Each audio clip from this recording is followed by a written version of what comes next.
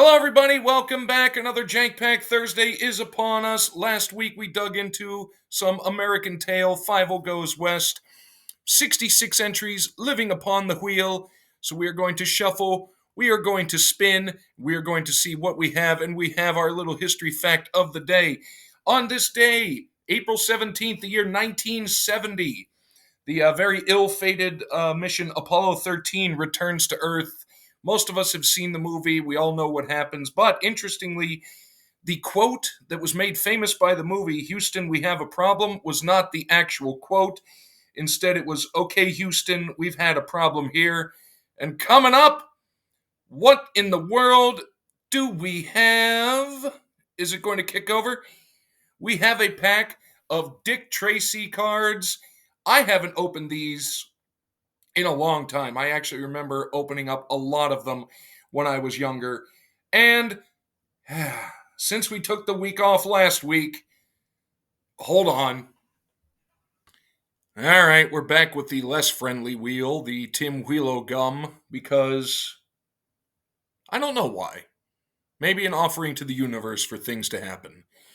We will shuffle. We've got 10 in there. It doesn't matter the year. It's all going to be wrong to a certain degree. It's just to what degree of wrong it actually is. But we're going to be finding out in a moment, because coming out of the Gum-Cophagus is going to be, I got the pen here to write it down. Okay. What do we got there? Oh, lovely. Daryl Motley, 1986. 1986 Topps has betrayed me. Didn't think that would happen. So, see you at the table in a moment. So a horrifying thought occurred to me on the way over to the table.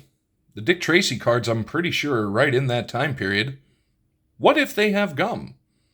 At that point, I will default only to the one pack of gum rather than two, because, sorry, Barry, but no.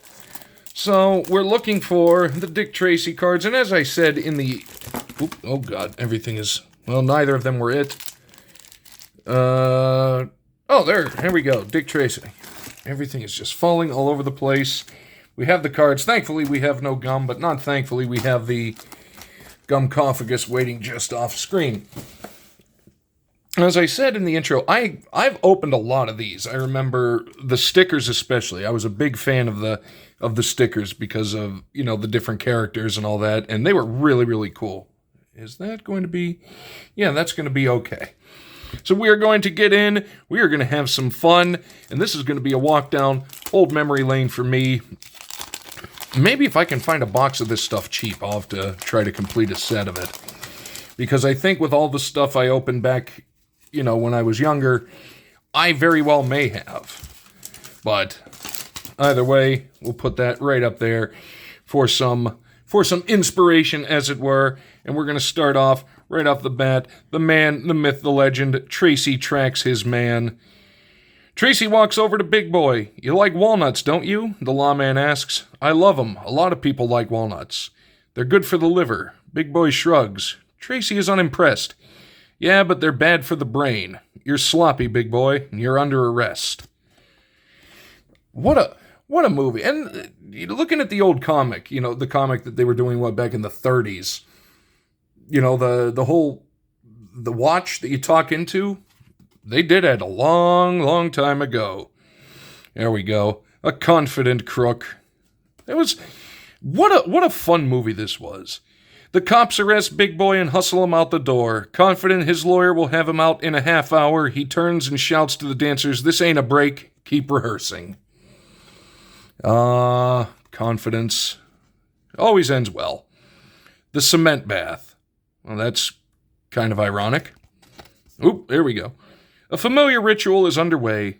The mixer is tipped and the cement begins to splatter over the cupboard, lips manless. Cannot remember who played him. I should know, but it's blanking. Big Boy, not the bath. Minutes later, a trapdoor opens and the thoroughly cemented lips drops 20 feet into the dark river below. That's what you call, sadly, efficiency. And there were some big names in this movie. Surrounded by his foes. We got to get some good close-ups. In the basement of Tess's apartment building, Flat Top and Itchy shove Tracy down the last couple of steps. Finally, he comes face to face with the smiling big boy, who pulls a handful of walnuts from his pocket. Glad you could join us. And that was the time for, I think, what everybody in the movie industry would term the Bond villain monologue.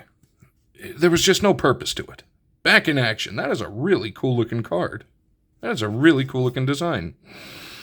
Liberated by pals Sam and Chief Brandon, Tracy's once again on the job. And not a moment too soon. Tess has been kidnapped, and there isn't even a ransom note.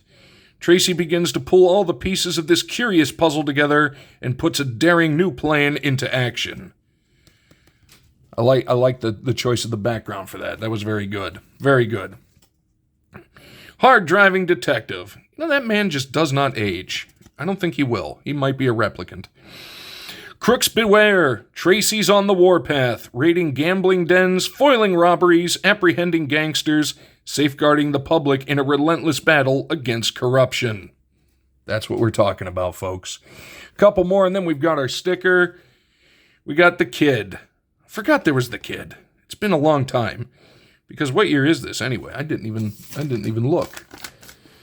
295, 3 to 6 weeks. It does not say anything. Am I missing something? I cannot remember when the movie came out, nor do I have an indication of when these are, but it'll have been in the description. When Dick Tracy catches a streetwise orphan trying to steal a watch, he takes the little tyke under his wing. Quickly adopting Tracy as his hero, the kid sticks around, proving his worth as he helps Tracy out of several tight jams. To be a street urchin. New boss of the Ritz. Look at him back there. He's just having a whale of a time. Setting, Club Ritz. There's something. I wonder if that's tape, but there was definitely something there in a very weird stick shape. Might be tape, though, because it widens out up there. Setting, Club Ritz, after hours. New owner, Big Boy, rehearses the chorus line and tries singing with it. Suddenly, the front door is kicked open. Big Boy's eyes harden as he sees Dick Tracy herding Itchy and Flat Top into the room. Every part of me struggled to not say Itchy and Scratchy there. That's how deep the Simpsons have gotten to us. And here we go. We've got the Stooge, considered armed and dangerous. Words fail, and I cannot remember who played them, but I had a ton of these stickers. I think most of them ended up on either my bedroom door or my closet door in the old house, so Lord knows whatever happened to them most likely, sadly, ended up in a landfill. But that was a good walk down memory lane. That was a lot of fun. I liked that. You know, that brought me back to the good times opening cards. And you know what? Speaking of that, it is quite the fitting shout out that we do this time. It is the family unit to end all family units. 3 Good Nerds featured on Tuesday with the incredible mail that they sent. So close. A mere seal's whisker away from 2,000 subs. So we need to help them to get to that 2,000 sub. They're putting out all kinds of content, doing the family stuff, and really truly being one of the final bastion, or one of the last bastions of what the hobby really is all about, and that is spending time with family, and they are one of the absolute best at it. So link to them down below. Please make sure, if you're not subbed to them, make sure to go over and do so, and tell a friend. And I realize that over here to the left, where I normally have things, I've relocated everything because I'm doing reorganizing. So I have to go that way to grab the hunt pack. So one moment and I will return. I have the hunt pack. We are going hunting for the Goldblum, but I might as well do this so I can decant the 1986. Oh, Daryl Motley. Oh, look. Uh-oh, it's not there. Ooh. Actually, I don't feel as bad now. That's a horrifying statement that I just made. I don't feel as bad about this because, oh, look at that. It's in a piece. It doesn't look that horrible. You know, some of the ones I pulled out, like, the one 2 weeks ago that was in pieces, it looked like something you found in a pyramid. But we're going, speaking of dinosaurs and whatnot, actually there was no tie-in to dinosaurs in ancient Egypt, Zach. We're going hunting for the Goldblum or any of the Jurassic World crossovers. I gotta have one. Just one. The universe should deliver. Just one. I eat so much terrible gum. So, throw me a bone. We'll start off with something very nice, though. A beautiful, beautiful art card. That is Clifftop Retreat. And that is just stunningly beautiful. That's worthy of a stand. All right, in we go. We're looking for this symbol. Instead of that, we are going to be looking for the Jurassic Park logo with the dinosaur. That's our key, but come on, Jeff Goldblum. We have the Hidden Courtyard, a beautiful land. I love it. I love the lands. And this makes sense. This is a cave. That is perfect for that land. The Envoy of Okinek Ahau, a cat advisor. Why for cat advisor have doggo? See, that just proves cats and dogs really are the best of friends. Shout out Julie Farnham and the Land Krakens. Itali's Favor and Enchantment. Huatli's Final Strike. I like the look of that. The art is beautiful. We got some dinosaurs in the background. And definitely looks like a vampire of sort. Fanatical Offering. There's another couple of vampires. And a ritual going on there. The Scampering Surveyor, an artifact creature, and it is a gnome, and it is kind of hard to tell, but it is really cool looking. Bat Colony, that's, where was it? Carlsbad Caverns, I remember. I don't think we actually saw them, but they had that huge bat colony there. The Gargantuan Leech, that is absolutely terrifying, and it is gargantuan. Oh, there we go. That's a cool looking one. The Sinuous Benthesaur, a 4/4 dinosaur. Look at the top X cards where X is the number of caves you control. Okay, so this is a cave-heavy deck. Oh, this is nice. Speaking of a cave, we have, and it is a one side or the other, transforms from Drowsing Device. You can play that. Oh, that is really... So whenever Drowsing Device or another artifact enters the battlefield under your control, and up to one target you control gets 1+1/+0 gains haste. Then transform Drowsing Device if you control 4 or more artifacts, at which point it becomes a cave, a land, and then, wow, and that's its special ability. Until end of turn, target creature gains haste and gets +X/+0, where X is the number of artifacts. That could be very, very disastrous very quickly. We've got our rare.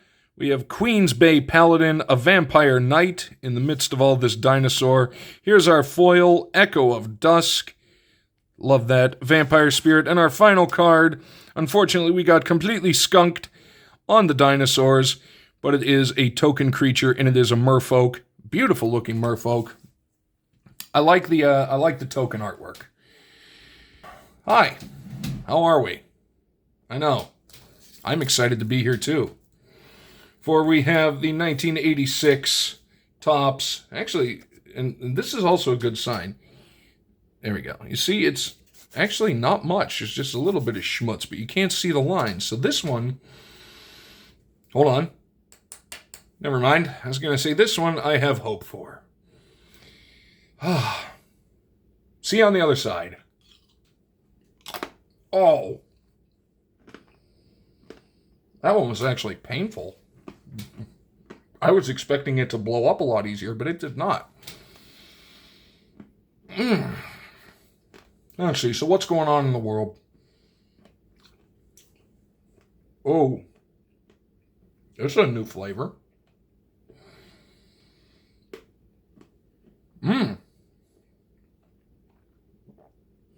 Yeah, that's really a new flavor.